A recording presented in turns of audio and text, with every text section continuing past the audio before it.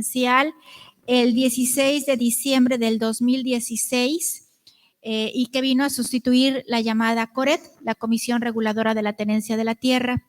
Y esto fue un gran paso para la política nacional de suelo para México, en donde podemos decir que después de 50 años finalmente tenemos un organismo que se dedica a trabajar el suelo desde otra perspectiva, ¿sí? Y algo también muy importante fue que en agosto, el 10 de agosto del 2020, se publica la Política Nacional de Suelo para México, y eso también es un hecho histórico que a los que nos interesa el tema urbano, pues debemos de celebrar.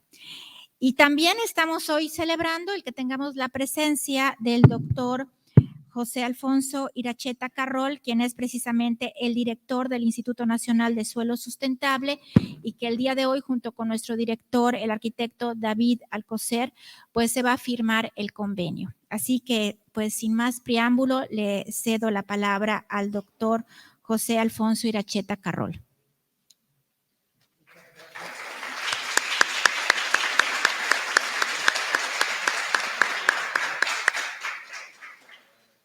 Muchas gracias, pues es un gusto para mí estar aquí, porque es un evento muy importante.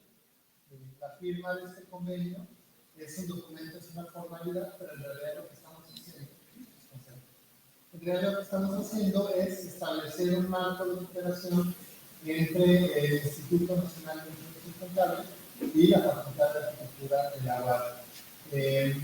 La gestión del suelo tiene mucho que ver con el trabajo que se hace desde la arquitectura, la gestión del hábitat, la planeación urbana, el ordenamiento territorial, y creo que es una oportunidad para que los estudiantes de la UADY puedan trabajar con nosotros, que puedan participar en sus proyectos, que nos apoyen, que vayan conociendo cómo funciona el sector público, pero también para nosotros desde el INSIS para colaborar en las diferentes instancias, en los proyectos que hay de gestión urbana. Hace un ratito, el maestro David Alcocer me comentaba de la intención de constituir de constituir un laboratorio urbano en donde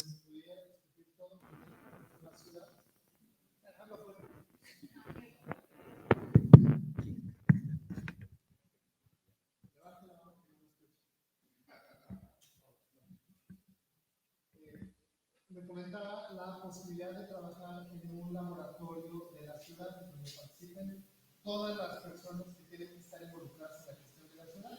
Y aquí hay que decirlo, no le corresponde únicamente a los arquitectos, a los urbanistas. En realidad, la ciudad es algo mucho más complejo, donde tienen que estar los economistas, los sociólogos, los biólogos, los ingenieros, administradores públicos. Es decir, la ciudad es un complejo en donde hay espacio para todos. Y de nada cuenta, si no participamos todos, pues no vamos a construir las políticas públicas que hacen falta.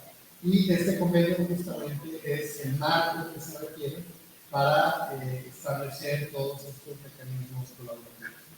En un ratito les voy a platicar un poco más sobre la política de suelo que estamos impulsando, que creo que va a ser de su interés, pero antes de eso, estamos en la parte protocolaria, en firmar los documentos, en ya formalizar esta relación de amistad al final, que es lo que estamos haciendo entre el INSIS y la UADY, y decir que queremos trabajar juntos, vamos inventándonos qué se puede hacer. Entonces, les agradezco mucho por estar aquí. Quédense para la plática, estoy seguro que les va a interesar mucho, y los estoy viendo y después escuchar.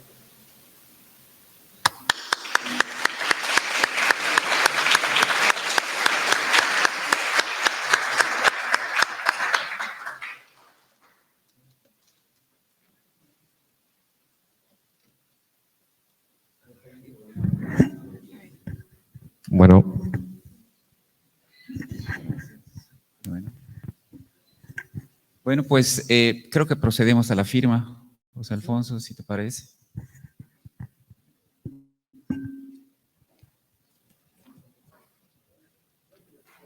Firmamos la última y después ponemos la... Bueno, de una vez, va.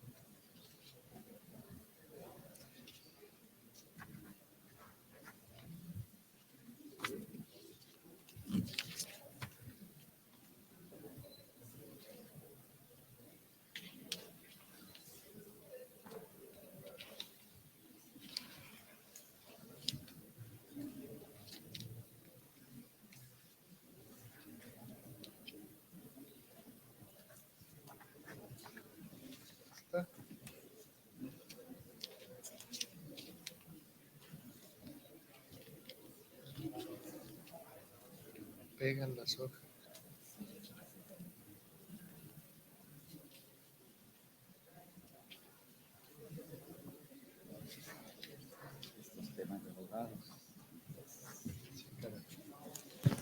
Bueno.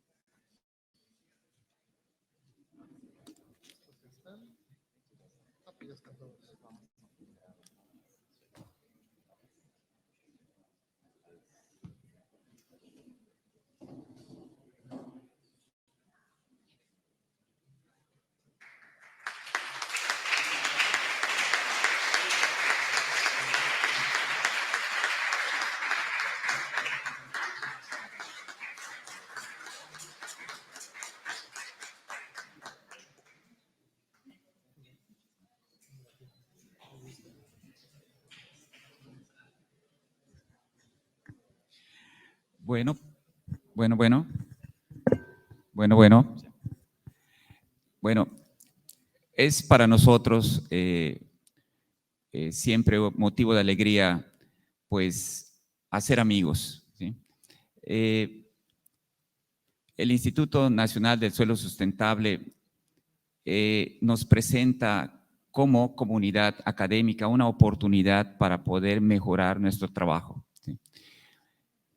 En dos sentidos. Por un lado, el trabajo académico que tiene que ver con el aprendizaje de ustedes en general, con el desarrollo de sus competencias, en el entendido de que el territorio, la ciudad, pues es el espacio de actuación, cuando menos de una parte común que tenemos en las 3 licenciaturas de nuestro campus. Y por otro lado, la posibilidad de poder impactar como comunidad académica, como comunidad universitaria, en ese escenario real, cuando menos el que tenemos de manera inmediata, que es la ciudad. Por eso le agradecemos muchísimo al doctor José Alfonso Iracheta Carrol esta oportunidad que en este caso nos brinda. Por un lado, pues para poder abrir estos canales de comunicación que nos permitan mejorar nuestro trabajo, pero también, desde luego, por el tiempo, la dedicación, el regalo que prácticamente nos hacen estos 50 años que celebramos del inicio de nuestro campus, de poder contar además con una conferencia que nos dará en relación a la Política Nacional del Suelo. Por todo eso, José, pues muchísimas gracias, bienvenido, y pues yo nada más les pediría un aplauso al doctor. Muchas gracias.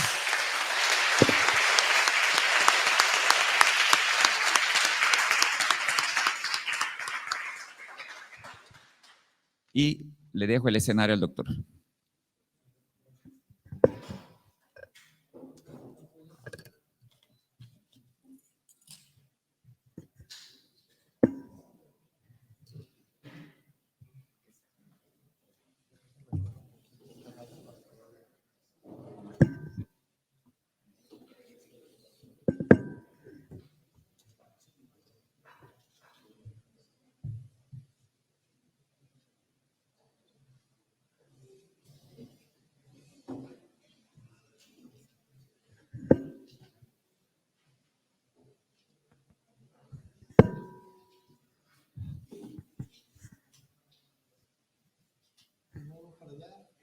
¿Saben?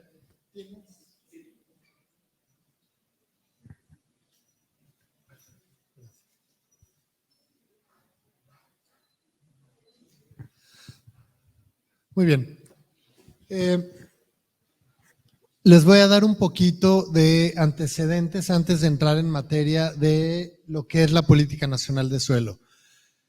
Nuestro país, desafortunadamente por algo así como 50 años, entendió como que el suelo era algo que venía como una consecuencia de otras políticas públicas que tenían que ver con la vivienda, con la movilidad, con el desarrollo urbano, pero nunca asumió una política real de suelo.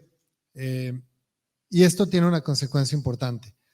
Todo lo que ocurre en la ciudad, en donde estamos parados, cualquier construcción, la existencia de un parque, de un espacio público, de una ciudad bien planificada o el surgimiento de un asentamiento irregular, de una zona que se está urbanizando cuando no debería, etcétera. Todo eso es consecuencia de una no existencia de una política de suelo. Cuando tenemos una ciudad bien planeada, hay política de suelo, cuando no, ocurre lo contrario.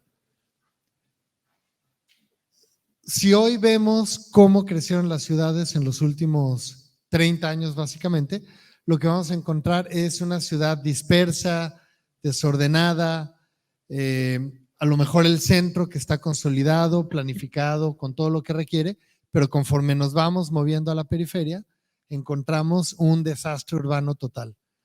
Y aprovechando que estoy en Mérida, también quiero poner aquí en la mesa algo que voy a estar regresando a lo largo de la plática, y es el potencial de desastre urbano que está latente en esta ciudad.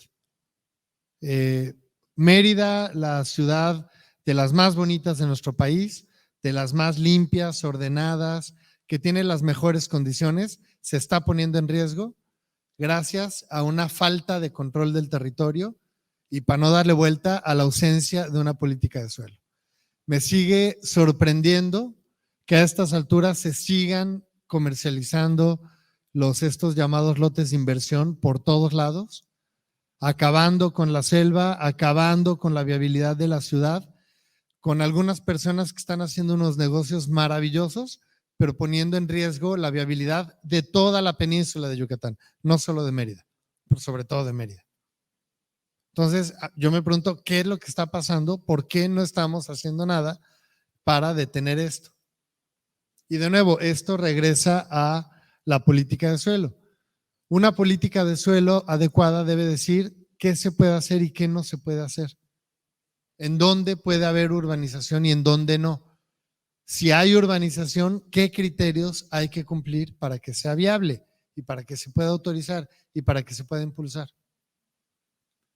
Pero lo que ha pasado de varias décadas para acá es que se deja a libre albedrío, pues si yo soy dueño de un pedazo de tierra, puedo hacer lo que quiera ahí. Pero eso nunca ha sido así en nuestro país. Ahora, de unos años para acá, nos lo empezamos a imaginar que era posible. Yo no me imagino a alguien construyendo un rascacielos en medio de una selva, como tampoco me imagino a alguien que tenga un rancho ganadero en medio de la ciudad, ¿no? Son usos que no son compatibles. Y el que ocurra uno u ocurra el otro tiene que ver con que no hay mecanismos específicos, claros, contundentes de política pública que sirvan para orientar a los tomadores de decisión, a los presidentes municipales, a los gobernadores, al gobierno federal, para decir, señor, esto se puede hacer aquí y esto no se puede hacer aquí. Sin irnos muy lejos, también otro caso de aquí de Yucatán, en Progreso hay un rancho ganadero, justo por ahí venía mi ejemplo, en el centro de la ciudad, una ciudad que además no tiene suelo para donde crecer. ¿Qué estamos haciendo que seguimos permitiendo eso? El rancho es en donde no es urbano y en donde es un espacio natural, ambiental, no puede haber ciudad, no puede haber espacios urbanizables. Pueden ocurrir dadas ciertas circunstancias, pero no con un desorden como está ocurriendo, insisto, en todo el país, pero sobre todo en Mérida. Es el ejemplo más grave que tenemos en el país. Y lo digo con conocimiento de causa porque me toca recorrer todo el país y platicar así como estoy platicando con ustedes, con tomadores de decisión para decir, señores, hay que hacer algo. Y la otra, algo que también quiero decir desde ahorita, normalmente me dicen, a ver, pero pues el funcionario público eres tú. No le digas a los demás, señores, hay que hacer algo, pues hazlo tú, ese es tu trabajo. Bueno, esto es justamente lo que estamos haciendo. Parte del trabajo es difundir, es convencer, es informar, porque al final quien toma las decisiones que ocurren en el territorio son los gobiernos locales. Las atribuciones son de los municipios y son de los estados. La federación solo apoya, contribuye, orienta, gestiona, pero no puede tomar decisiones respecto a lo que ocurre en el territorio. Y por eso es tan importante este documento que les voy a estar comentando de la Política Nacional de Suelo, porque es el gran orientador para los tomadores de decisión de qué se puede hacer y qué no se puede hacer. Y cuando sí se puede hacer algo, ¿bajo qué condiciones? ¿No? ¿Cómo queremos que crezca la ciudad? ¿Para dónde? ¿Con qué criterios? Etcétera. Normalmente empiezo con un diagnóstico muy amplio. Hoy me lo voy a brincar porque no hay tanto tiempo, pero creo que se los puedo resumir en unas pocas frases. La primera tiene que ver con por qué las ciudades cambiaron su patrón de crecimiento hasta los años 70, 80 y de ahí para acá. ¿Por qué son dos divisiones tan marcadas y tan desafortunadas? Las ciudades hasta los años 70, 80 eran ciudades compactas, que crecían para adentro, con pocos vacíos urbanos, con poca expansión. Y de repente en los 70, 80, ¡boom!, explotaron y ahora tenemos ciudades que son 3 o 4 veces más grandes de lo que teníamos en aquella época, pero no crecieron de forma ordenada, de forma compacta, sino que crecieron totalmente dispersas. Y hay varios factores. Uno es, los mercados de suelo y de vivienda son, o sufren, mejor dicho, de varios desequilibrios muy importantes que generan un encarecimiento artificial del suelo. O sea, el suelo se hace más caro dentro de la ciudad y la mayoría de las familias, y cuando digo la mayoría estoy hablando por lo menos de la mitad de las familias, el 50%, no pueden acceder ni a suelo ni a vivienda dentro de la ciudad. Y no les queda de otra más que irse a la periferia.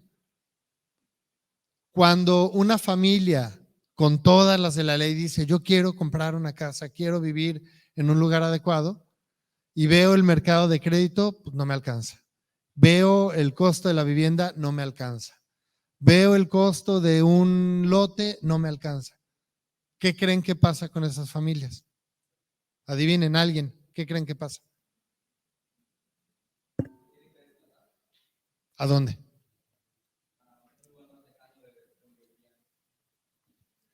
Y no solo un lugar más lejano, que es correcto, seguramente a un lugar que no estaba destinado para el desarrollo urbano. Eso lo conocemos como un asentamiento irregular. Hay de todo. Hay asentamientos irregulares de ingreso medio, de ingreso alto, pero la inmensa mayoría son asentamientos de alta precariedad. ¿Y qué pasa en esos lugares? Pues llegan las familias, no por una decisión positiva en cuanto a que ellas eligieron vivir ahí. Yo le llamo una decisión negativa. No me quedó de otra. Me voy ahí porque si no es ahí no tengo ningún otro lugar a cual llegar. Y entonces vivo en condiciones de, voy construyendo mi casa, muy bien, pero afuera no voy a tener calle, no voy a tener agua, no voy a tener drenaje, probablemente no voy a tener energía. Ni qué decir de un título de propiedad, eso es lo último que llega. Y a lo mejor van a pasar 10, 20, 50 años para que esa familia ya pueda acceder a todos los beneficios que ofrece la ciudad. Pero ¿qué pasa cuando una familia vive por 20, 30, 50 años en estas condiciones? Algo que hemos encontrado en el INSUS es que la vivienda y las condiciones del entorno urbano son determinantes en el camino del desarrollo de las familias. Normalmente hablamos de la salud y la educación, que son determinantes también. La tercer patita del trípode es la vivienda, pero no solo la vivienda entendida como la casa, las 4 paredes, sino la vivienda entendida como todo lo que está alrededor, la casa, pero también el entorno urbano.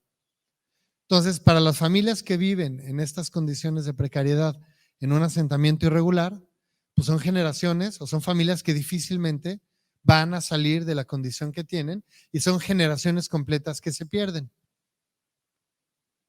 Lo que hemos encontrado, quien nace en un asentamiento irregular precario, difícilmente va a lograr salir de un asentamiento irregular precario.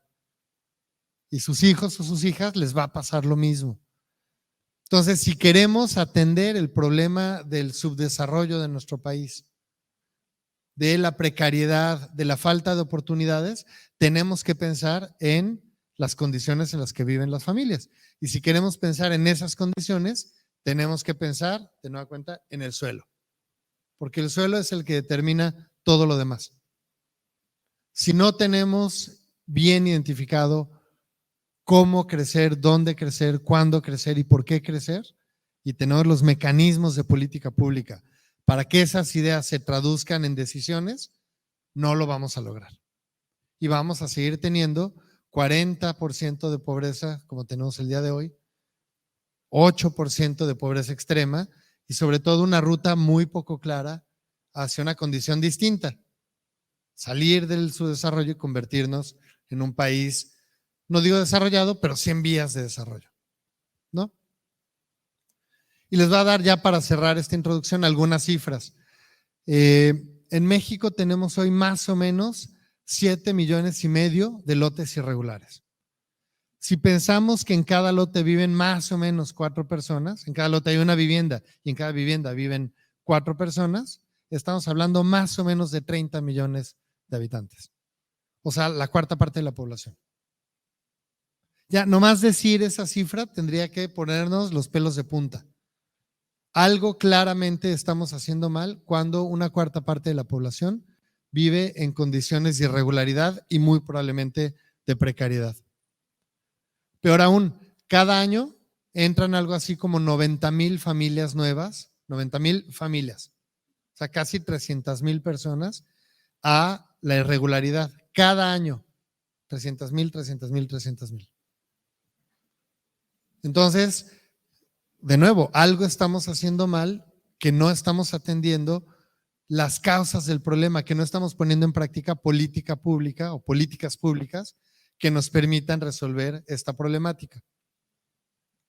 Hace rato les decía que los mercados de suelo y de vivienda están en desequilibrios importantes que generan el encarecimiento artificial del valor del suelo y eso a su vez genera expulsión de la población hacia la periferia o que las familias no puedan encontrar en dónde vivir.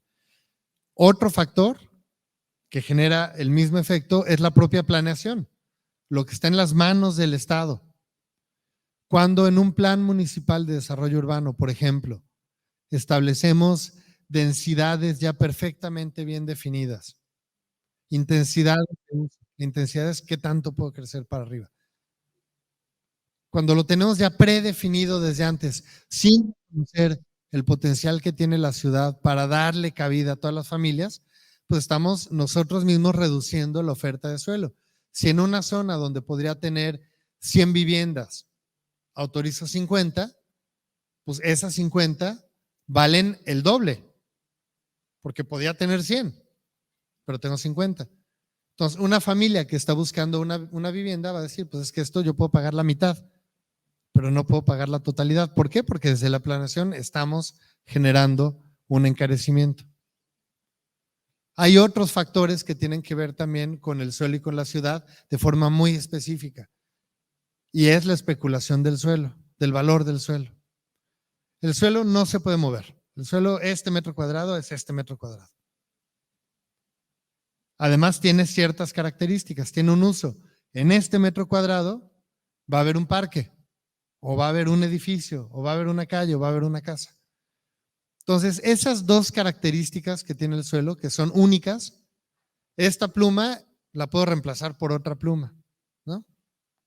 Un coche lo puedo reemplazar por otro coche.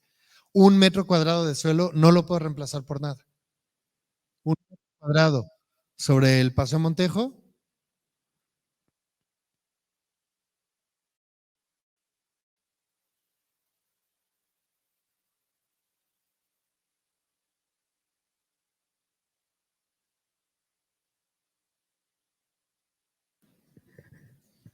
Bueno, si no, hablo fuerte. Esto genera, se me fue la idea. Ya. Estas dos características específicas generan que el suelo pueda incrementar su valor solamente por la expectativa que yo tengo de lo que puedo hacer en ese lugar. Si tengo la expectativa de aprovechar el Paseo Montejo para un desarrollo inmobiliario, para un negocio del mayor nivel, lo que yo quiera, ese suelo vale mucho más. Y lo que ocurre en la ciudad, como desde la propia planeación, la localización del suelo y este afán que tenemos al final de generar expectativas sobre lo que tenemos, encarece el suelo. Y cuando es más caro, pues no puedo vivir ahí. No tengo espacio para que las familias de menores ingresos puedan vivir ahí. Y de nueva cuenta, las familias se van a la periferia, asentamientos irregulares, asentamientos precarios y toda esta cadenita que ya les platiqué. Entonces, dada esta introducción, ahora sí les voy a platicar qué es lo que se está haciendo, qué estamos haciendo desde el gobierno federal, pero en colaboración con los gobiernos estatales y municipales para atender esta problemática. Y antes de entrar a las políticas ya en específico, les voy a dar un poco de contexto de este documento de la Política Nacional de Suelo. Algunos, va y viene. Les presento algunos principios que son los que orientan este documento. Y se los voy a explicar muy rápidamente. Ya sé que puede ser aburrido, pero de verdad, ténganme paciencia porque vale la pena. Esto es lo que origina toda la política pública que vamos a discutir después. Lo primero es garantizar un balance entre las cargas y beneficios del desarrollo urbano. Ahí les va un ejemplo de algo que pasa en todos lados y mejor un ejemplo de algo que está pasando aquí en Mérida. ¿Qué pasa si yo voy con un ejido? Yo tengo la idea de que puedo hacer un desarrollo inmobiliario buenísimo. Voy con un ejido, me arreglo, a lo mejor suelto lana, tal vez no, simplemente me arreglo y compro 100 hectáreas. Y ejido, ahí te va el dinero de a peso metro cuadrado, dame las 100 hectáreas, listo, cada quien para su casa. Pasan unos años y resulta que voy a hacer un desarrollo inmobiliario ahí y en el instante en que anuncio el desarrollo inmobiliario, ese peso por metro cuadrado que pagué, ahora vale 2,500 pesos el metro cuadrado. ¿Quién creen que se está llevando ese beneficio solamente por anunciar un proyecto inmobiliario? ¿Quién se lo lleva? Alguien, levante la mano. ¿Quién?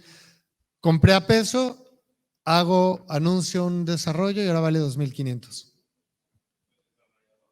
El desarrollador. Beneficio total. ¿Y quién va a pagar por el agua, la luz, el drenaje, la calle, el impacto urbano de todas las familias que van a irse a vivir esas 100 hectáreas en unos años? ¿Quién creen que lo está pagando? ¿Quién? ¿El comprador? Sí, ¿no? Una parte sí. ¿Contribuyente dijeron? Lo estamos pagando todos los que estamos aquí sentados. Porque esos son servicios públicos que tiene que proveer el Estado. Entonces, el primer punto, garantizar un balance entre las cargas y beneficios, es exactamente eso. No podemos seguir permitiendo que, porque a alguien se le ocurrió que era buena idea hacer un desarrollo inmobiliario en medio de la selva, con lo que implica eso en términos del negocio, pues ponga en riesgo la viabilidad de una ciudad donde vivimos todos y que se mal utilicen los recursos públicos y los recursos de una comunidad, que la comunidad es realmente la que le da valor. ¿Por qué la gente quiere ir a comprar esos lotes de inversión? Pues porque lo que les venden es Mérida, es una ciudad hermosa, limpia, pacífica, tranquila, es un paraíso para vivir. ¿Y quién genera esas condiciones? Pues los que estamos aquí sentados. No es esa persona que está vendiendo los lotes, es la ciudad, es la comunidad. Entonces no es correcto que se permitan hacer ese tipo de cosas. Y ni qué decir de los daños ambientales que eso genera. Estamos perdiendo la selva. Estamos generando impactos fuertísimos a la ciudad, ¿no? Y desafortunadamente en Mérida, el espacio, el suelo que está destinado para este tipo de proyectos, que además yo no sé si se van a constituir algún día, además quien va y compra, pues muy probablemente pierda ese dinero, porque ahí no va a pasar nada. O sea, es una doble estafa a la ciudad y al comprador. Pero bueno, ahorita la superficie que está destinada para este tipo de emprendimientos es más o menos el doble de lo que es Mérida hoy. de la superficie urbana hoy, 2 veces eso. Para que se den una idea y que lo tengan muy presente, porque eso es lo que está ocurriendo hoy. Y la forma de frenarlo, pues tiene que ser a través de la gente de la ciudad y los estudiantes, ni qué mejor, ¿no? Para que lo dejo como mensaje, porque esta es una batalla que hay que dar desde todas las trincheras. El segundo, el interés público de la comunidad debe estar por encima de cualquier otro interés. Si se fijan, esos 2 principios son básicamente lo mismo, desde 2 ángulos diferentes. Yo no puedo pensar en impulsar cualquier proyecto urbano que me va a redituar solamente a mí y que le voy a generar una carga a todos los demás. Más bien, tenemos que buscar primero el interés público, que la comunidad esté mejor, que la ciudad esté mejor, y si además eso me conviene a mí, maravilloso. Esos son los proyectos que sí se pueden impulsar, autorizar, y que al final así es como crecieron las ciudades hasta los años 70, donde el interés del particular también era el interés de la comunidad. Tengamos una ciudad más ordenada, tengamos una oferta de vivienda, tengamos una oferta de actividad económica, de empleo, etcétera, ¿no? Esos 2 van muy de la mano. El tercero, garantizar el respeto a los derechos y el cumplimiento de las obligaciones relacionadas con el suelo y la propiedad inmobiliaria.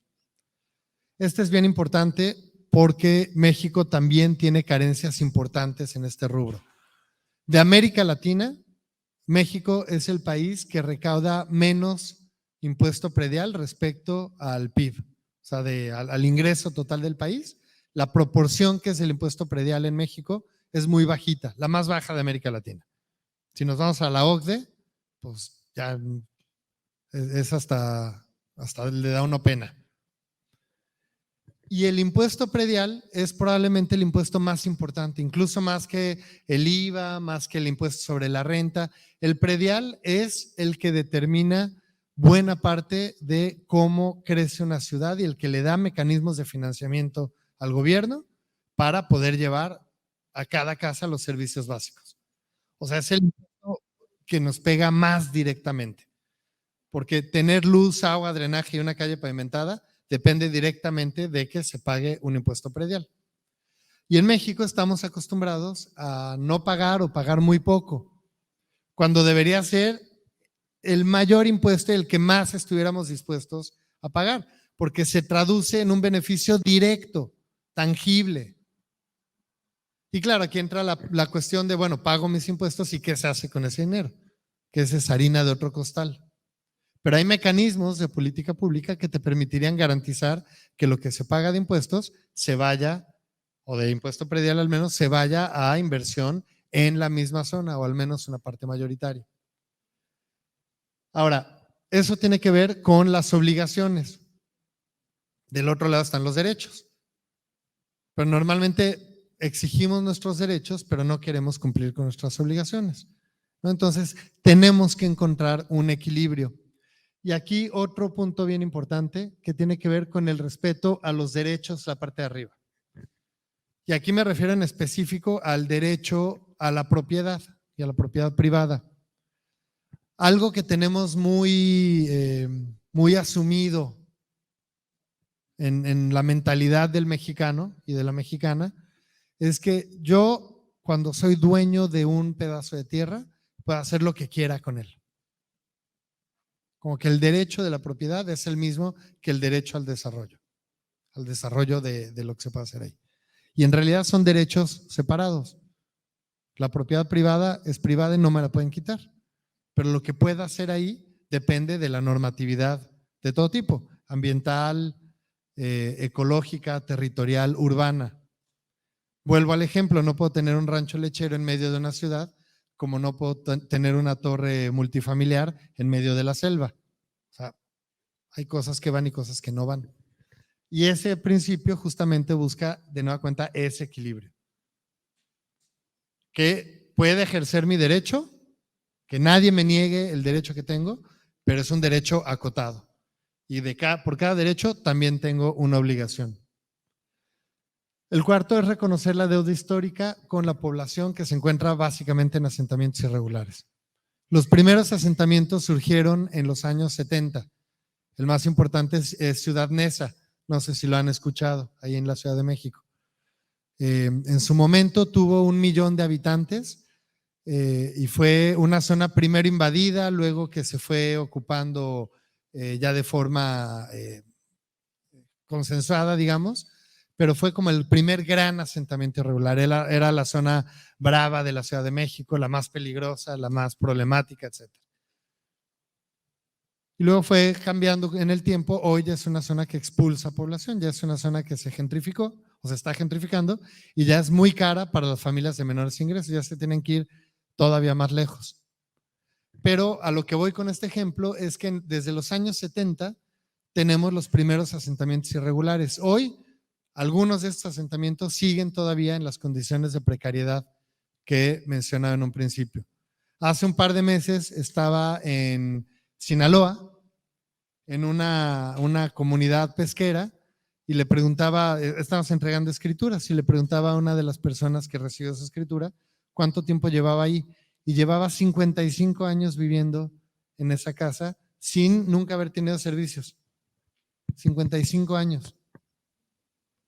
Llegó el papá, él era ya la segunda generación. Entonces, hay una deuda histórica ahí que hay que resolver. El quinto es garantizar el derecho a la ciudad para todos, pero con un énfasis en la población de menores ingresos. ¿Y qué es garantizar el derecho a la ciudad? Que todos tengamos una vivienda adecuada, un entorno adecuado, servicios básicos, oportunidades de empleo.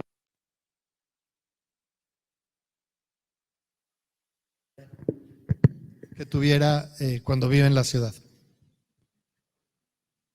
Y eso, desafortunadamente, no se lo estamos garantizando como a la mitad de la población. Y finalmente, garantizar la participación efectiva, coordinación y concertación de todas las fuerzas que están en una ciudad. ¿Esto qué implica? Que la política pública y sobre todo la ciudad o la visión de la ciudad no se puede imponer de arriba hacia abajo. Es un proceso horizontal. Si en la toma de decisiones, en la construcción de la visión, no están los grupos sociales, la sociedad civil, los especialistas, las academias, la iniciativa privada y el gobierno, obviamente, pues no podemos construir esta visión. Se construye entre todos. Eso otro término que tiene es la gobernanza territorial, que es eso. Entre todas las fuerzas vivas, las fuerzas reales, se toman decisiones, se construyen esas decisiones y después se respetan esas decisiones, que es lo más importante. ¿No? Y un instrumento de planeación urbana debería ser un instrumento, un ejercicio de gobernanza territorial. Si la planeación urbana se construyera con la participación efectiva de todos, no estaríamos viendo los lotes de inversión. No existirían, no habría forma, porque estoy seguro que la inmensa mayoría diría no, no es permisible. Pero por unos cuantos que tienen otras posibilidades, pues imponen cuestiones que afectan mucho a todos. Muy bien, ahora sí paso a lo más interesante. Todo lo que he dicho hasta ahora ha sido contexto. ¿Por qué es importante tener una política de suelo? ¿Cuáles son los principios que están detrás de la política de suelo? Y ahora pasemos a la implementación. ¿Cómo traducimos estas ideas en acciones concretas? Y tenemos básicamente 3 mecanismos. Los primeros 2 son muy parecidos, tienen diferencias, ahorita se las voy a platicar, y el tercero tiene otras características. Entonces vámonos en orden. El primero. Antes de entrar al ejemplo, les quiero platicar un poco. Cuando la ciudad está creciendo, lo primero que necesita es, además de la planeación, es identificar cómo se puede generar un proyecto urbano en donde se genere suelo, se genere vivienda, se genere empleo, se genere espacio público para todos. Y una forma de hacerlo es, como ha ocurrido en las ciudades, pues que cada quien haga lo que quiere. Entonces, alguien hace su desarrollo habitacional por ahí, alguien impulsa un asentamiento irregular por allá, alguien hace un centro comercial por acá y pues poco a poco ahí se va medio integrando todo y a lo mejor en 30 años ya tenemos una ciudad medianamente consolidada. Una forma alternativa de ver este proceso es pongámonos de acuerdo, veamos en dónde puede y debe crecer la ciudad y hagamos un proyecto ahí que sirva para resolver las necesidades de las propias personas de esa ciudad. Y estos grandes proyectos de desarrollo urbano tienen que ver justamente con eso. En lugar de que tengamos así como chipotes por todos lados, que uno ve un mapa y está lleno de puntitos de pedazos de urbanización, juntemos todo eso en un pedazo de territorio bien ordenado, bien planificado y busquemos que ahí ocurra el desarrollo. Y pongamos todos los instrumentos, todos los incentivos del Estado para que ahí ocurra. Qué mejor que poniéndoles un ejemplo, para que esto tenga sentido de qué le estoy hablando. Este es un ejemplo real. Ahorita estamos ya por concluir todos los estudios y en enero, febrero se va a poner la primera piedra. Llega la primera máquina a decir, aquí va la primera banqueta que va a definirse en este desarrollo. Este que estoy marcándoles es en San Luis Río Colorado, Sonora. Levante la mano quien ha escuchado de San Luis Río Colorado. Tú sí, Armando. Pues levanta la mano. Esta es una ciudad pequeñita, tiene 200,000 habitantes. Esa raya negra que se ve arriba, esto que se ve aquí es la frontera con Estados Unidos. Este es el río Colorado que viene desde Colorado, pasa por California, Arizona, hasta que llega a México. Pasa como por 6 estados de Estados Unidos y termina en Sonora, en México. Y aquí al lado está el límite con Baja California y de aquí para allá está Mexicali como a 1 hora, como referencia. Esta ciudad es desierto, 50 grados en verano, así tierra, no hay árboles, así desierto pelado. Toda esta parte, este es el centro de la ciudad, que en este caso pues el centro está al norte porque es la frontera. Aquí está el Palacio Municipal, esta es la Plaza Central, etcétera, y todo esto creció a partir de asentamientos irregulares.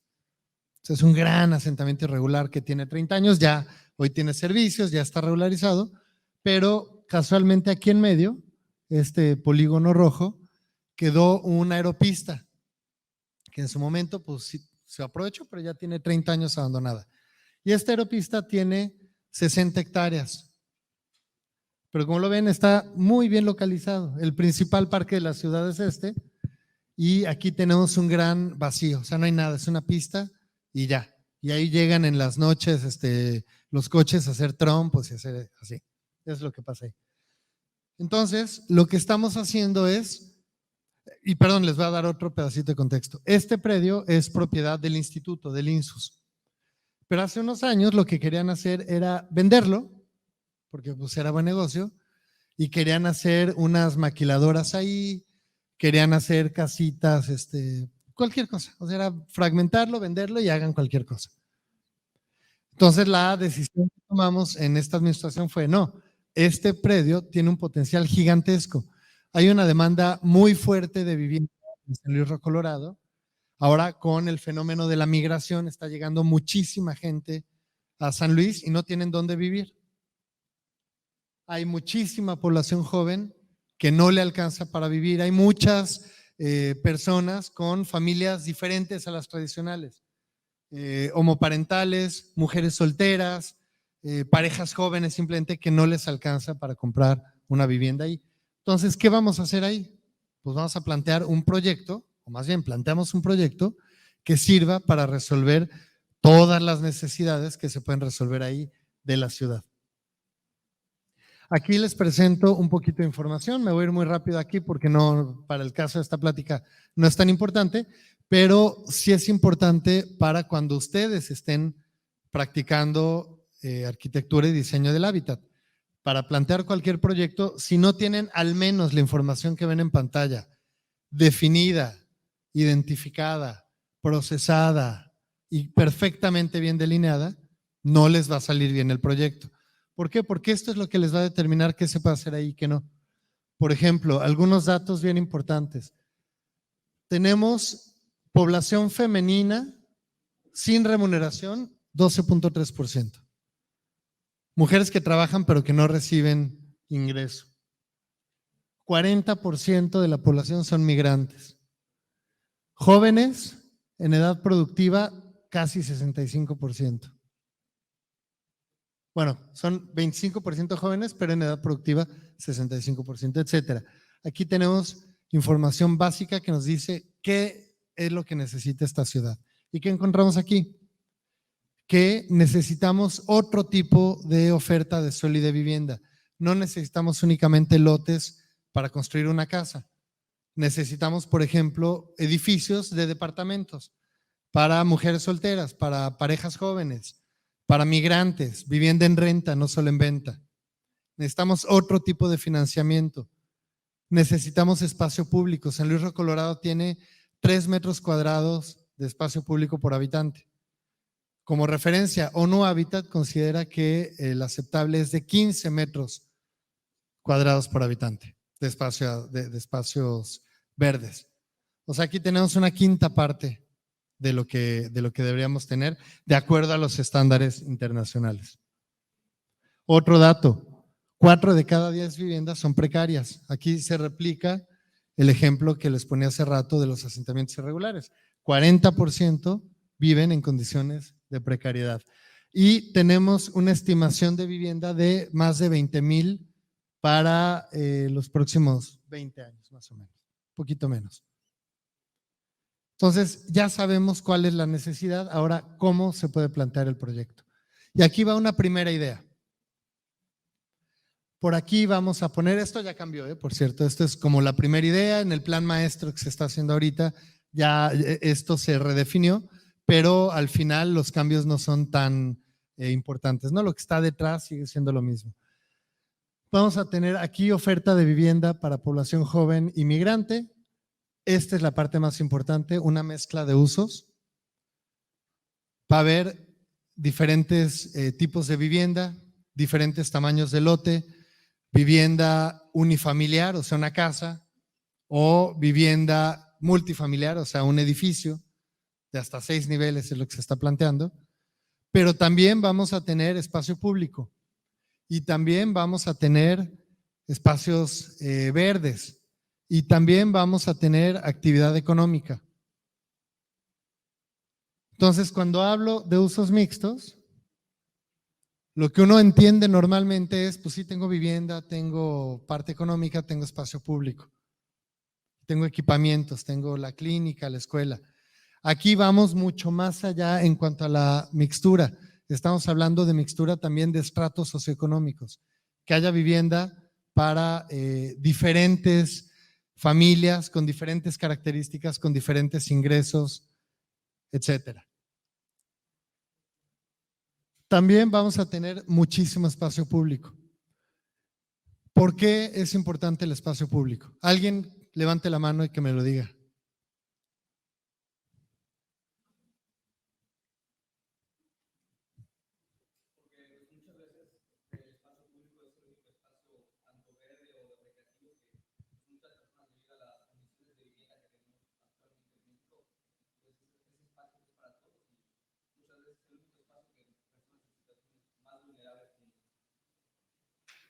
Absolutamente.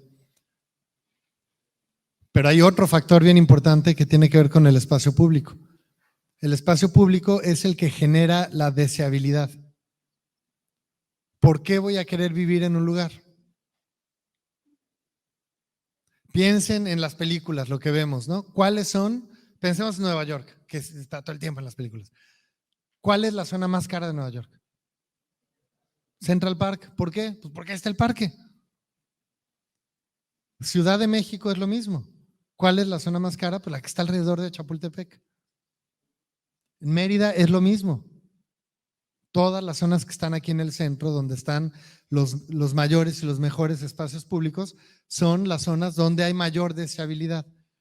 Entonces, ¿cómo le damos vitalidad a un proyecto? Pues a través del espacio público. Equipamientos urbanos. Otro factor para la deshabilidad es tener acceso a la escuela, al hospital, al mercado, todo lo que necesito. Generación de empleo. ¿Alguien ha escuchado de la ciudad de los 15 minutos? ¿Sí? ¿Qué es la ciudad de los 15 minutos? Sí.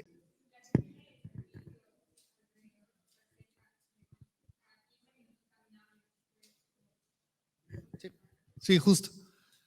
Es la ciudad en donde a 15 minutos tienes todo lo que necesitas. Si quieres ir al mercado, lo tienes. Si quieres ir a tu trabajo, lo tienes. Si quieres ir a la escuela, lo tienes. Es una idea, a mí no me encanta, no me parece que sea a lo que tenemos que aspirar, pero da una buena idea de qué se puede hacer en una ciudad. Cuando generas los empleos dentro de un propio proyecto, pues estás generando al final una ciudad de 15 minutos, porque vas a tener tu trabajo y tu escuela y todo en un rango de acción bastante accesible. 15 minutos caminando, 5 minutos en bici más o menos. Y finalmente, la certeza jurídica, ¿no? Que es saber que en el suelo en el que estás es legal, es legítimo y puedes tener un título de propiedad o un documento que avale la legítima propiedad. Ahora, ¿cómo se define el proyecto? Bueno, son varias zonas. Aquí me voy a ir más rápido porque ya más o menos se los platiqué. Corredores mixtos de alta densidad, equipamientos y áreas verdes, vivienda social, un clúster tecnológico, esto ya cambió, pero bueno, estaba planteado, y finalmente calles completas. Aquí me quiero detener en una parte en específico. Esta parte que se ve aquí como amarillo es la parte que se identificó para vivienda social. Más allá de que esa sea o no, la idea de esto es reflejar la mixtura de la que les estaba hablando. Antes de entrar en eso, les voy a dar algo que va a ser creo que bien importante. ¿Cómo creen que se va a financiar este proyecto? ¿Alguien, cómo se imaginan? Si estuviera en sus manos y le dicen, tenemos este proyecto, queremos arrancar ya, ¿de dónde sale el dinero? ¿De dónde? No hay dinero. A ver, todos están pensando algo, díganlo. ¿De qué? ¿Presupuesto? Sí. Ajá, ¿qué es eso?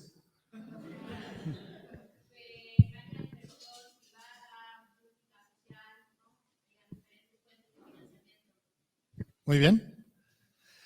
¿Cómo se va a financiar este proyecto? Es con el propio proyecto. No necesita dinero externo. Y creo que esa es la parte más importante y el mensaje más importante que les quiero dejar en esta primera forma de implementación. En este proyecto sí hay una inversión inicial seguramente del gobierno federal de algo así como 500 millones, pero la totalidad la va a recuperar. ¿Y cómo la va a recuperar? Porque estamos aprovechando aquí al máximo el potencial que tiene el suelo. ¿Se acuerdan lo que les decía de la planeación? En este predio me da para 100 casas, pero hago 50. Bueno, aquí no da para 100, da para 3,000. Y vamos a construir 3,000 viviendas. Y de esas 3,000, una parte va a ser para las familias de menores ingresos, una parte importante, casi 1,000. Y el resto va a ser vivienda para clase media alta. Y esas viviendas que tienen un retorno importante a la inversión, sirve ese dinero para financiar las viviendas de las familias más pobres, que tienen una tasa de inversión negativa. O sea, no solo no se recupera el dinero, sino que se pierde. Pero algo más, si tenemos 3,000 viviendas aquí, vamos a tener algo así como 12,000 personas viviendo ahí. Cuando tienes 12,000 personas o una cantidad importante de gente viviendo en una zona, orgánicamente, naturalmente se genera mucha actividad económica. ¿Saben lo que va a valer tener un centro comercial aquí, por ejemplo? Vale muchísimo. porque está en el centro de la ciudad, porque tiene muchísima gente alrededor. Eso es lo que le da rentabilidad a un negocio. Y por lo tanto, aprovechamos todo el espacio comercial que va a haber ahí para recuperarlo y con ese dinero financiar de nueva cuenta la infraestructura y la vivienda de las familias más pobres. Por eso les decía, el gobierno federal le va a inyectar como 500 millones, pero todo lo va a recuperar. Y el día que llegue la primer familia a vivir ahí, ya va a tener calle, va a tener drenaje, va a tener agua, va a tener luz, va a tener parques, va a tener todo lo que necesita. Entonces, este es el primer modelo de desarrollo. Nosotros le llamamos modelo de gestión del suelo. Y algo que les dije como entre líneas, pero lo quiero hacer explícito ahora, cuando uno aprovecha el potencial del suelo máximo y lo recupera para financiar la infraestructura, ese potencial máximo genera un valor adicional que se llama plusvalía. Cuando el proyecto recupera esa plusvalía, ese recurso, y lo inyecta, ahí tenemos el mejor instrumento de gestión del suelo, o el mejor paquete de instrumentos de gestión del suelo, que tienen que ver con la recuperación de las plusvalías. Este proyecto hace eso. Entonces, quien quiera participar aquí, por ejemplo, llega una empresa desarrolladora y dice, yo quiero comprar este macrolote para desarrollar ahí 500 viviendas o 10 torrecitas de 6 pisos, lo que sea que le toque. El valor que va a tener ese macrolote va a reflejar ese mismo potencial de muchísima vivienda o muchísimas cosas que se pueden hacer. Entonces, ese macrolote es mucho más caro. El proyecto recupera ese dinero y con eso financia la infraestructura y la vivienda de los más pobres. Y además, a la vivienda de los más pobres se les va a entregar un plano. Van a haber 10, 12 tipologías para que las familias lo puedan elegir. Son viviendas que van a poder crecer modularmente, con seguridad estructural, con iluminación adecuada, con ventilación, o sea, con lo que debe tener, con una imagen urbana adecuada, muy arbolado, de modo que es una zona bonita de la ciudad, ¿no?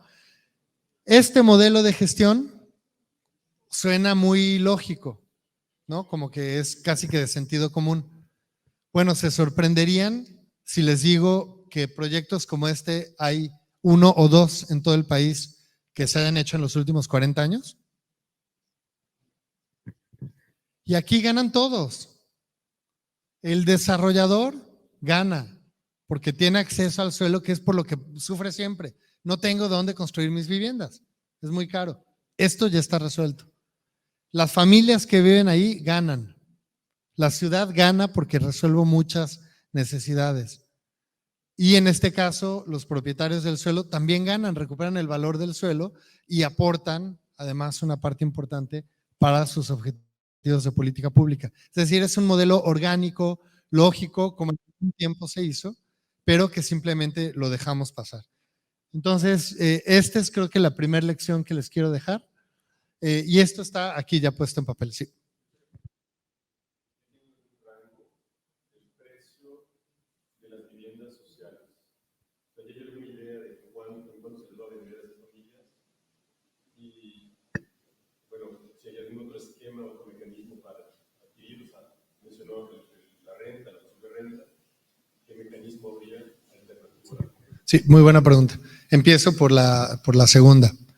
El proyecto, todo esto, va a ser administrado por un fideicomiso.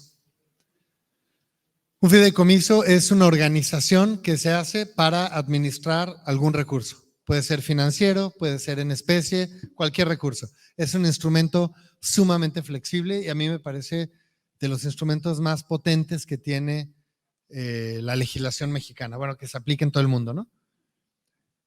Este fideicomiso va a ser el dueño del proyecto y es el que va a garantizar que lo que dice el plan maestro se cumpla.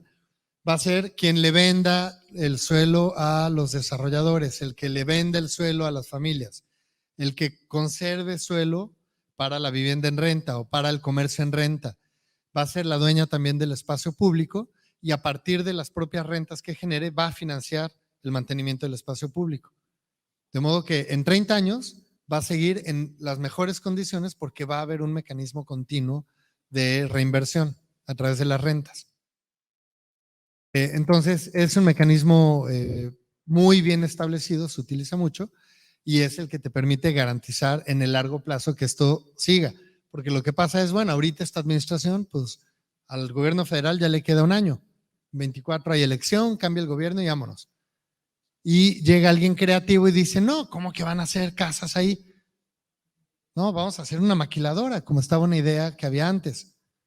A través de un fideicomiso ya no se puede hacer eso, porque ya el Estado no es el dueño. El Estado es dueño de una participación en el fideicomiso, pero no puede tomar decisiones unilaterales. Entonces, es un mecanismo un poco basado en la desconfianza, pero es un mecanismo que garantiza el largo plazo. Y eso es un mecanismo fuerte. En cuanto al costo de la vivienda más barata comercial que se va a poder ofrecer ahí es como de 700,000 pesos. Pero la vivienda para las familias de los menores estratos va a tener un subsidio prácticamente del 70-80%. O sea que van a poder acceder a suelo y a pie de casa por 100,000 pesos. Y que de ahí en adelante ya le toca a ellos construir, pero ya construir con un plano, con los materiales, con asesoría, etcétera. Así es como está estimado hasta ahora. Las lecciones. La primera, el valor de un proyecto se genera a partir de la diversidad. Los usos mixtos que ya les comenté, las densidades mixtas, aquí van a ver torrecitas de 6 pisos, van a ver otras más pequeñas, vivienda unifamiliar, etcétera, ¿no? A eso me refiero con las densidades mixtas. Tipologías de vivienda mixta. Eso de que tienes un fraccionamiento de 1,000 casas todas iguales, no más. Eso no es deseable, pierde identidad, pierde características específicas. Aquí la idea tampoco es que sea de todo, ¿no? De carne de chile y de mole, no. Va a haber una imagen urbana homogénea medianamente, pero que sea distinta, que permita generar identidad. Y también estratos socioeconómicos mixtos, es decir, aquí va a haber espacio para todos y para todas quienes estén buscando en dónde vivir. La diversidad genera deseabilidad y la deseabilidad genera ciclos virtuosos de gestión. Cuando hay más personas que quieren vivir en un lugar, quien va a meter su dinero, por ejemplo, un desarrollador que va a comprar un macrolote para construir vivienda ahí, tiene la certeza de que lo que construya lo va a vender, ¿no? Hay que balancear. Si le pongo una inversión con riesgo, lo justo es que recupere esa inversión al menos, y de ahí para arriba. Este tipo de cosas generan la certeza para todos. Importante, el gobierno federal, que es el que pone el capital semilla, también requiere certeza. No todo es a fondo perdido. Y aquí la idea es que el gobierno federal recupera la inversión y un poco más para poder iniciar un proyecto parecido, ¿no? Y que es una maquinita que está circulando todo el tiempo. Y otra parte aquí de los ciclos virtuosos de los que estoy hablando. Cuando hay más personas que quieren vivir ahí, cuando hay mayor deseabilidad, el valor de los usos rentables crece, sobre todo el valor de los usos económicos. ¿Y eso qué hace? Pues que puedas recuperar una mayor plusvalía que te sirva para invertir en el propio proyecto, en la vivienda, en la infraestructura. Entonces, como ven, es un ciclo virtuoso. Genero deseabilidad, genero mayor rentabilidad y eso a su vez genera del otro lado mayor deseo de inversión, mayor deseo de participar y va mejorando la zona y va en una espiral así para arriba. Sí.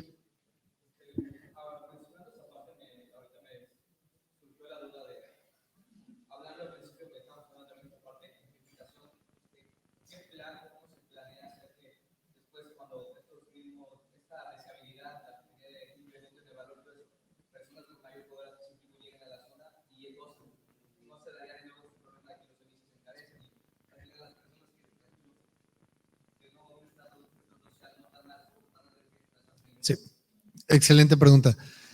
La idea del fideicomiso es, sobre todo para el caso de las familias de menores ingresos, eso todavía está por definirse, pero la idea es que el suelo se mantenga en propiedad del fideicomiso y la vivienda sea de la familia.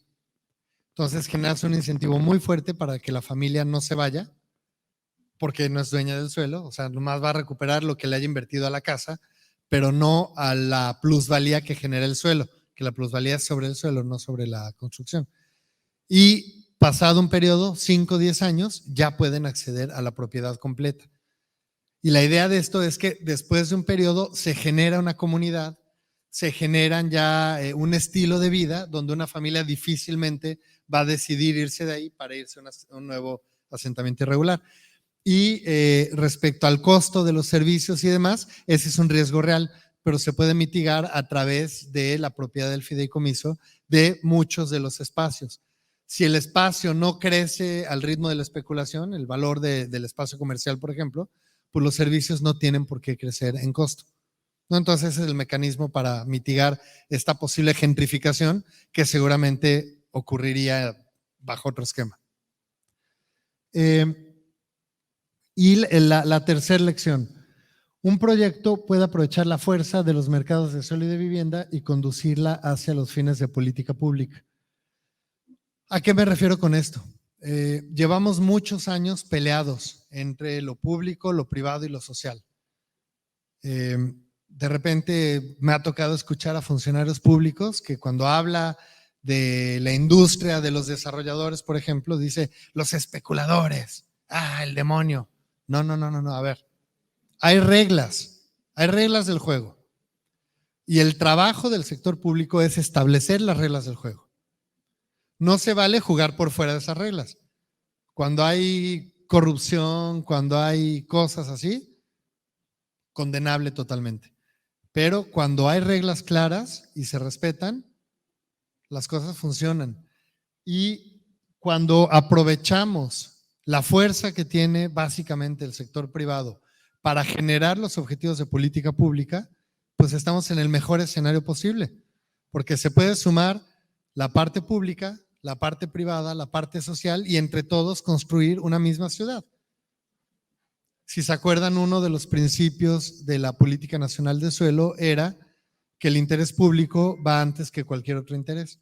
Cuando alineas estos intereses, cuando conduces al sector privado para que haga las cosas que le convienen a lo público, estás alineando y estás logrando que un interés privado sirva también para el interés público, ¿no? Entonces ahí es donde le estamos pegando esta parte. Y finalmente esta idea que ya se las comenté, todo el dinero que se requiere para las familias que no se pueden proteger por sí mismas, o sea, los primeros, el 40% de menores ingresos van a estar protegidos financieramente al menos a partir del propio proyecto. Paso ahora al siguiente mecanismo de implementación. Este es muy parecido al anterior. La única diferencia o más bien el interés que tengo de comentar aquí es que el suelo por primera vez se está gestionando en colaboración con los diferentes propietarios. Ahorita les decía que hay como históricamente una separación entre lo público y los demás. Público, privado y social. ¿Qué ocurre? Llega el privado, compra suelo ejidal, que también se le llama social, compra el suelo, se va por su lado y hace el desarrollo.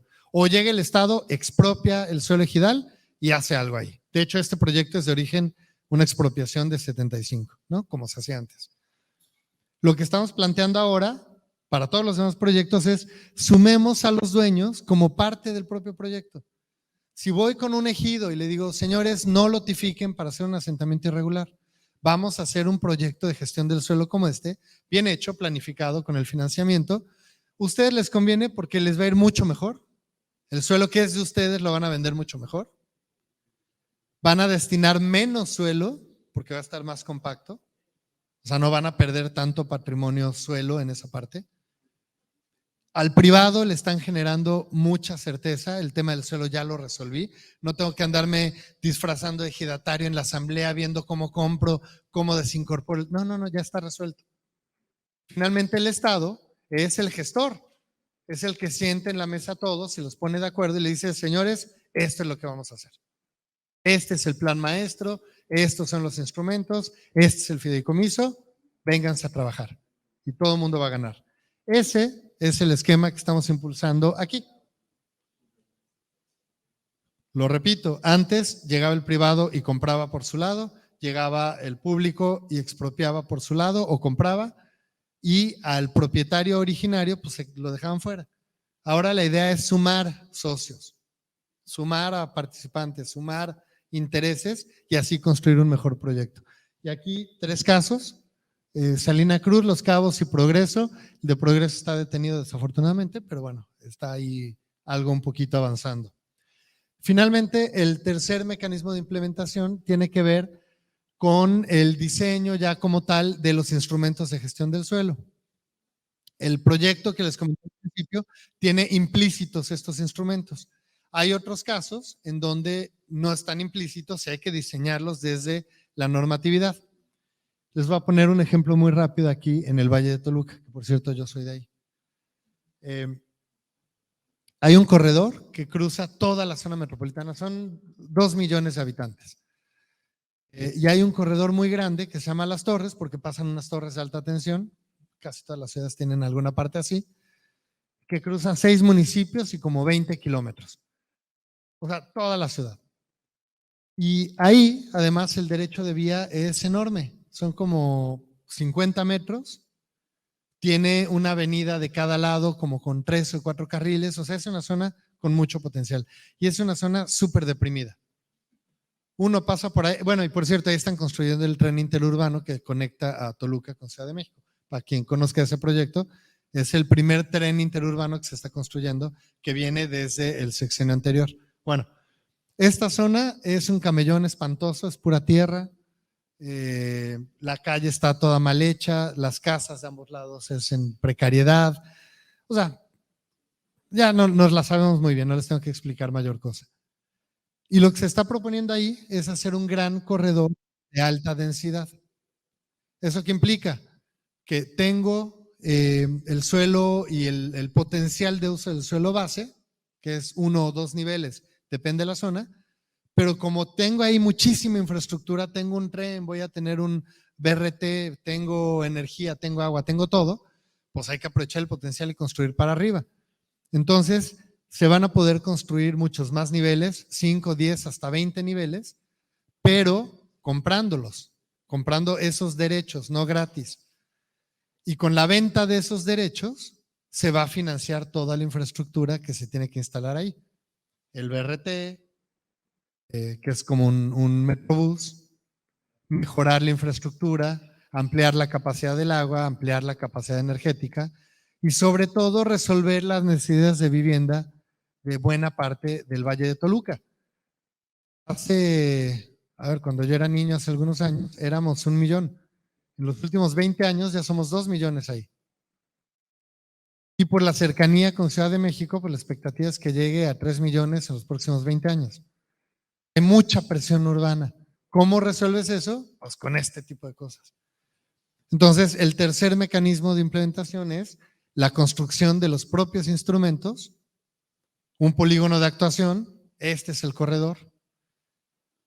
¿Cuáles son los instrumentos? Pues la venta de derechos de desarrollo, el intercambio de derechos de desarrollo, las contribuciones para mejoras, o sea, las familias y los propietarios ponen una lanita que entre todos sirven para construir alguna infraestructura que hace falta, el reparcelamiento, por ejemplo, a lo mejor una manzana que tiene mayor potencial, los dueños se ponen de acuerdo, vamos a demoler las casas, construimos algo de mucho mayor intensidad, nos conviene a nosotros, tenemos una mejor vivienda, tenemos mayor recursos y resolvemos un problema de vivienda, etcétera, ¿no? Esa es como la dinámica que se está planteando a través de estos instrumentos. Y proyectos como este, pues hay en muchas ciudades del país. El tema es que esto depende específicamente de los gobiernos estatales y municipales. Y ahí es donde empezamos a tropezar, porque sobre todo en los municipios las capacidades de gestión son muy bajas. Los grandes municipios normalmente sí tienen esta capacidad, pero cuando uno va a la periferia, por ejemplo, Mérida tiene la capacidad, pero van a Oman y ya no. Las diferencias son importantes en estas capacidades. Entonces, la idea es que desde el gobierno federal podamos apoyar en esta construcción. Y finalmente aquí un ejemplo de qué es lo que pasa con la venta de derechos de desarrollo. Primer efecto positivo, se reduce el proceso de especulación sobre el valor del suelo. ¿Por qué? Porque al vender estos derechos, ya estoy recuperando esa misma plusvalía. Ya estoy resolviendo este problema de especulación. Genero además ingresos adicionales para financiar toda la infraestructura, oriento el desarrollo urbano hacia lo que quiero y contengo la expansión urbana desordenada, ¿no? Con esto, al generar una oferta de suelo y de vivienda, reduzco la presión sobre los asentamientos irregulares. Y tan. Quien quiera consultar el documento, aquí lo encuentran, es la página del INSUS, ahí lo pueden descargar, está completo, acceso libre, se lo recomiendo. Y bueno, sí, no, creo que me extendí un poco, si hubiera tiempo para preguntas, adelante, pero ustedes me dicen. Gracias.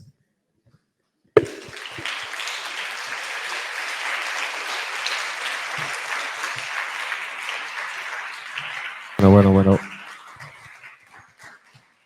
Muchísimas gracias al doctor José Alfonso Iracheta Carrol. Vamos a ver si hay alguna pregunta, algún comentario. Adelante, Sergio.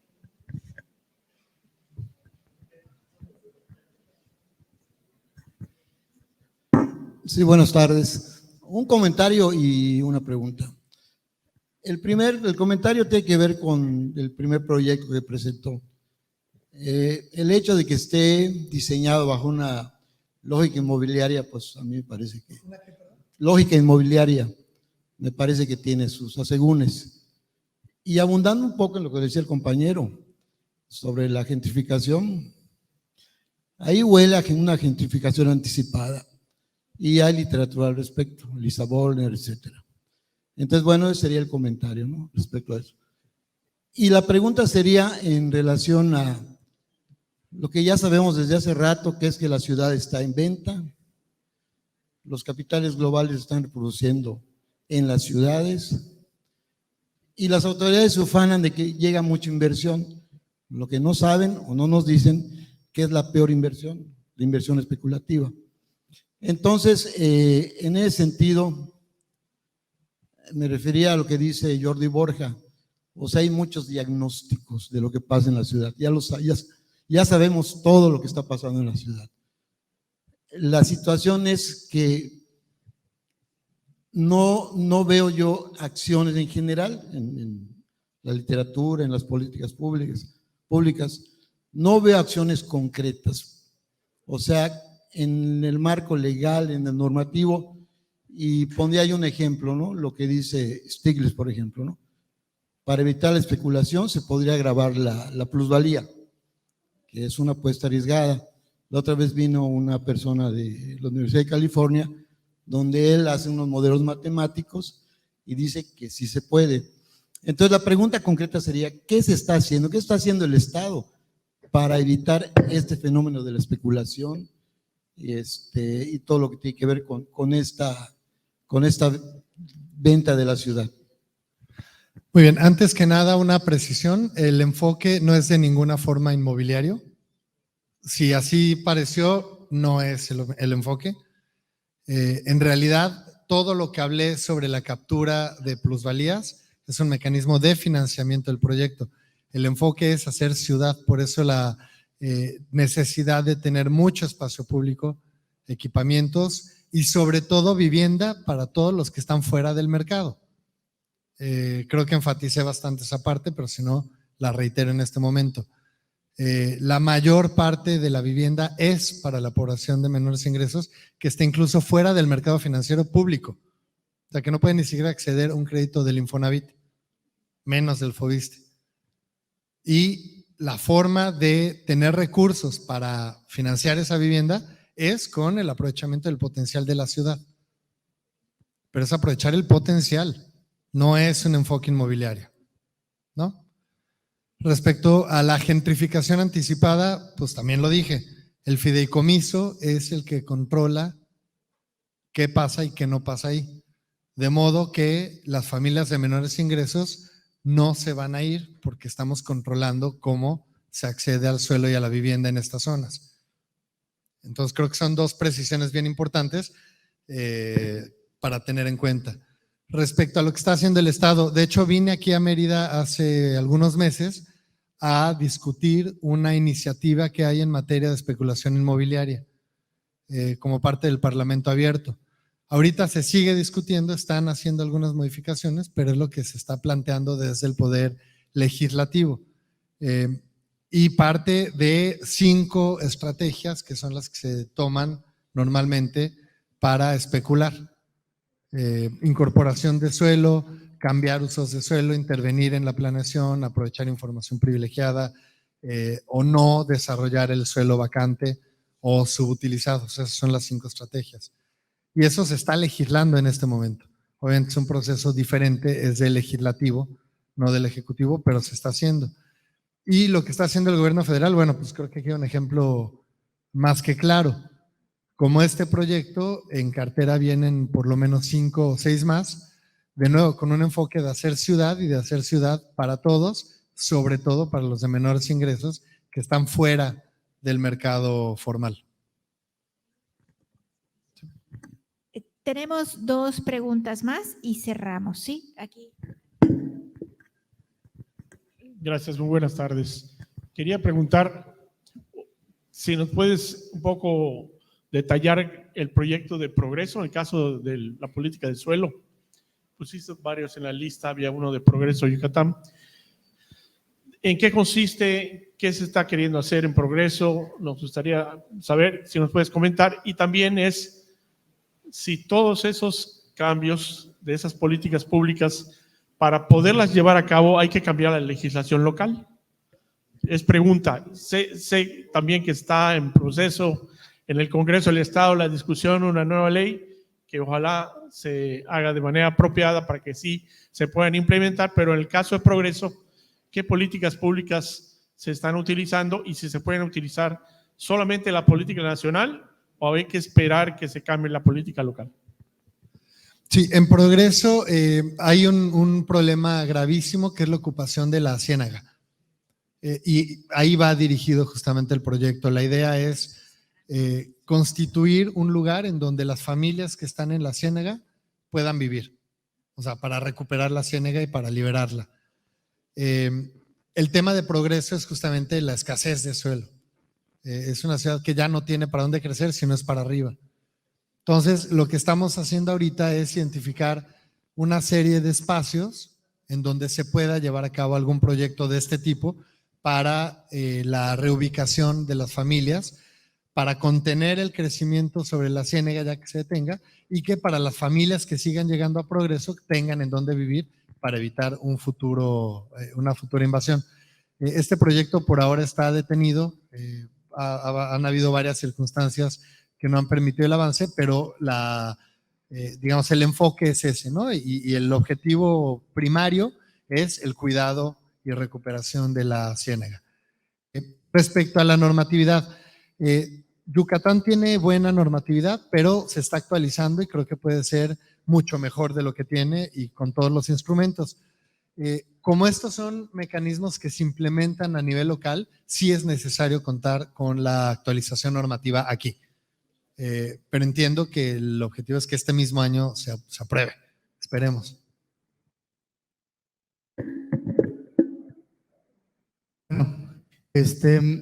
Son algunas cuestiones. La primera, el suelo es una mercancía, vamos a decirlo de esa manera, muy particular, porque efectivamente, como bien decía, no es reproducible, está definida geográficamente. El problema es que existe un mercado de suelo, aunque esté distorsionado, esté atravesado por muchas situaciones, hay un mercado de suelo bastante complejo. Y el Estado en algunas ocasiones ha querido regularlo, en otros lugares se ha ido alejando de ese problema, ¿no? Es la historia de los últimos años. Entonces, hay una situación allá con el mercado de suelo y sobre todo creo que hay una cuestión donde el Estado, digamos, ha renunciado, porque finalmente el suelo, como la naturaleza misma, son objetos colectivos, o sea, son objetos de interés público. El problema es que el concepto de interés público no existe, la cultura no existe. Por eso es que estamos atravesando por todo este juego de intereses privados. porque lo público no se construye porque tenemos un Estado nacional o un gobierno o elecciones, ¿no? Es una construcción complicada. Esa es como la primera cuestión que me preocupa, porque no sé hasta qué punto efectivamente con todas estas estrategias se puede regular el mercado del suelo. Segundo, me parece que yo siempre he pensado que el tema del hábitat y el tema de la relación con el territorio es una relación de dos: geografía, naturaleza y condición humana, condición social. No es de uno. Entonces yo creo que en los planteamientos que se hacen hay una serie de presuposiciones de que las personas van a actuar de cierta manera, ¿no? Por ejemplo, me pregunto yo si las clases medias podrían convivir con clases bajas, porque la segregación no es un asunto solamente de situaciones, ¿no? O de casualidades. Hay cultura detrás de todo esto, ¿no? Entonces yo me pregunto si esto es posible manejarlo, conducirlo, regularlo, y si eso está pensado en el proyecto. ¿Cómo enfrentar esto, ¿no? Cómo hacer que efectivamente en un espacio pueda convivir y se pueda construir tejido social a partir de la diversidad y de la desigualdad económica que hay. Y este asunto también es complicado viéndolo a futuro, ¿no? O sea, como decía, hay mecanismos para regular o para evitar que la gente se vaya, pero si la gente quiere irse, se va a ir. Es decir, porque yo creo que en el fondo, y creo que esto es lo interesante de esta propuesta, en el fondo es cómo construimos tejido social. Además, en un lugar donde está muy complicado el tema de la violencia, ¿no? Por diversas razones. Y además un lugar donde está en frontera, que es punto de migrantes, punto de llegada y punto de tránsito. Entonces, a mí me parece interesante esto, construir comunidad, tejido social a partir del manejo del territorio. Pero esto implica no solamente estrategias de orden objetivo material, ¿no? de implicar manejo de suelo, etcétera, etcétera, sino también implica pensar y problematizar posibles comportamientos sociales, ¿no? Porque yo creo que en el fondo está eso. Gracias. Gracias. Parto de lo primero que dijo, que el suelo es una mercancía, y no, el suelo no es una mercancía. El suelo es un recurso estratégico, y eso es lo que origina todo lo demás de esta política, ¿no? Que es como una diferencia importante. Si la vemos como mercancía, pues lo único que sirve el suelo, o para lo que sirve el suelo, es para hacer negocio. Y en realidad existe la función social y ambiental del suelo, que es justo entender al suelo como un recurso estratégico. Ahora, ¿se puede controlar qué hace la gente, qué decide la gente? Yo creo que no. O sea, partimos de la idea de que cada quien es libre para hacer lo que quiera. Entonces, el proyecto está diseñado para generar incentivos poderosos para que la gente se quiera quedar o quiera hacer tal o cual cosa. Si lo hace o no, bueno, eso ya está fuera de nuestro control, pero los incentivos están puestos y por lo tanto la mayoría de las personas van a reaccionar favorablemente a este esquema de incentivos y desincentivos como se están planteando. La certeza o incertidumbre de si las clases medias van a convivir, pues no lo sé. Vamos, es un reto y es algo que que a lo mejor en 10 años nos juntamos otra vez a platicar y les digo si se pudo o no. Lo que sí puedo decir es que las ciudades fueron así en toda su historia hasta los años 80. O sea, en las ciudades convivían todos y había cierta segregación, pero bastante, digamos, no tan acentuada. Si uno viera la ciudad como una onda, era una onda así con olas pequeñas. Y a partir de los 80 y los 90 tenemos picos. Aquí tengo una zona de ricos, cruzo una calle, y una zona de pobres extremos y cruzo otra calle y es otra zona diferente. Pero así no eran las ciudades. Entonces, más bien lo que buscamos es recuperar como eran antes, con una visión hacia el futuro, ¿no? Con otras tecnologías, con otro entendimiento de las dinámicas urbanas, pero sí en el sentido de esta construcción del tejido social. Si va a funcionar o no, no lo sé, de nuevo, pero los incentivos están puestos para que sí funcione. Quien viva ahí le va a convenir porque está en mejores condiciones en general. Si lo que tiene que aguantar es tener a alguien al lado que no es de su mismo grupo social, pues ya cada quien me dirá cuál gana, ¿no? Estar en una mejor situación urbana, mejores servicios, vivienda, etcétera, versus lo otro o no. Yo creo, lo que está detrás de todo lo que pienso es que sí se puede y que sí va a ocurrir, como estamos diciendo, con algunas modificaciones. Seguramente no va a ser la totalidad de lo que dije, pero sí se va a acercar bastante. Y conforme se puede ir replicando este modelo de gestión, se va a empezar a normalizar. No va a ser un tema como el caso de San Luis Río Colorado, sino una forma ya de cómo crecen las ciudades. Y ahí es donde se empiezan a borrar estas diferencias, me parece a mí. Perfecto, muchísimas gracias. Les agradecemos a todos ustedes. Nada más quiero hacer un comentario que me parece interesante señalar. Muchas de las gestiones que se hicieron para que el doctor Iracheta estuviera aquí fue gracias a egresados de la licenciatura de Diseño del Hábitat, y tenemos una egresada que trabaja en el INSUS, Monse Reyes, y a través de este ejercicio que hicimos con egresados del colegio, pues tenemos el contacto con el doctor Iracheta. Así que le agradecemos mucho que haya venido aquí a Yucatán y le entregamos. Muchas gracias.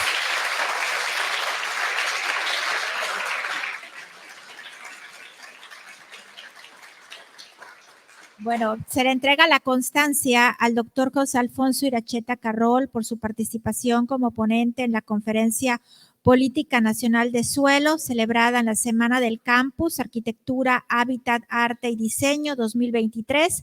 Y pues en este momento histórico que también estamos celebrando, la firma del convenio entre la Facultad de Arquitectura y el INSUS. Así que muchísimas gracias.